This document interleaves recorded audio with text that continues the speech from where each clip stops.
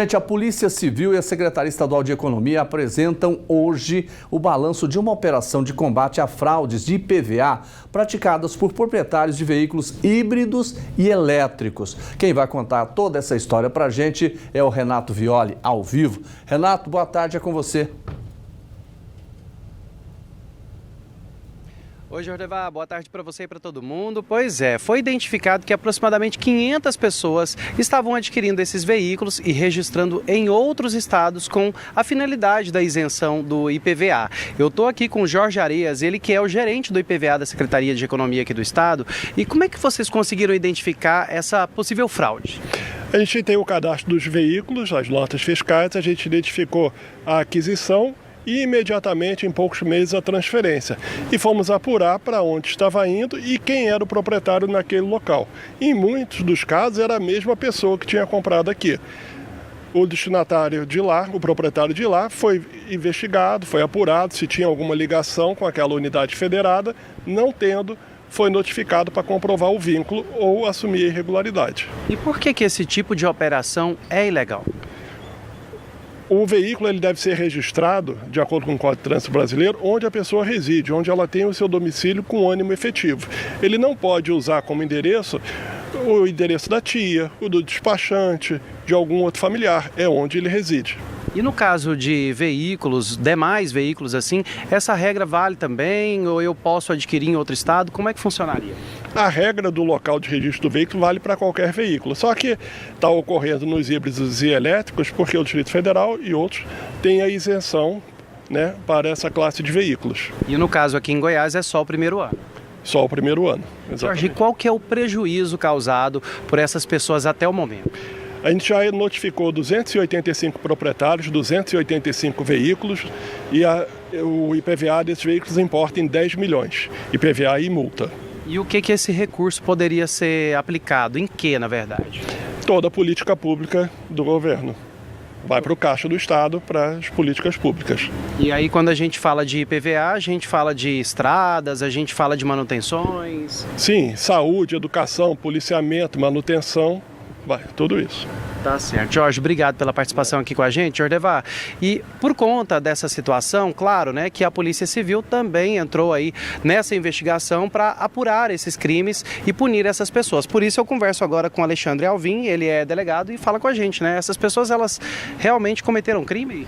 Boa tarde. Sim, através dessa ação conjunta do Fisco Estadual com a Polícia Civil, foi identificado essas fraudes praticadas por essas pessoas.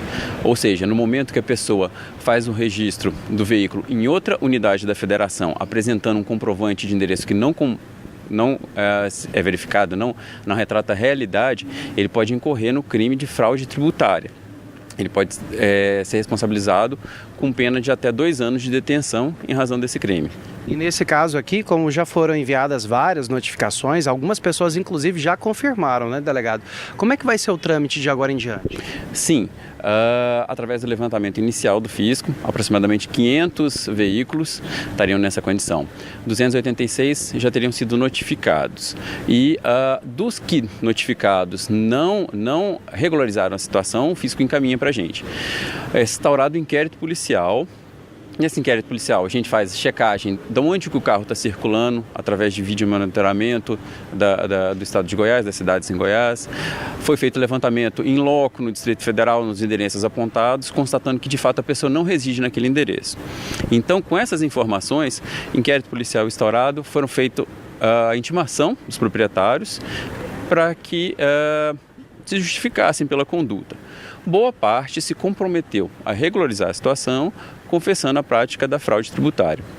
E esses foram a primeira fase dessa operação. Então foram 40 inquéritos instaurados, que já estão em processo de conclusão, e ainda tem mais 100 pendentes de análise, além dos outros que o fisco ainda vai encaminhar para a gente. Tá certo. Delegado, olha, é só lembrando, Jordevar, que são pessoas ricas, né? Porque esses tipos de veículos são caros.